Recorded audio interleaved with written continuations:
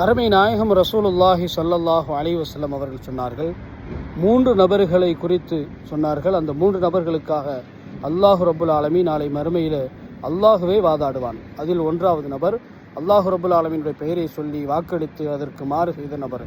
2வது நபர் சுதந்திரமான ஒரு மனிதரை வாங்கி அவரை விற்றவர். சுதந்திரமாக தெரிந்த ஒரு மனிதரை விலைக்கு வாங்கி அதை வேறு நபருக்கு விற்றவர். 3வது நபர் தான் மிகவும் கொடியது. அந்த 3வது நபர் யார் தெரியுமா?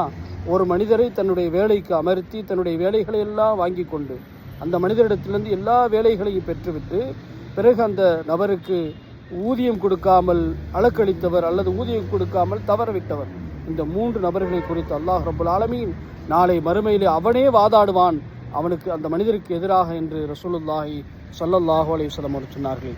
இந்த விஷயத்தில் நாம் கவனமாக இருப்போம்.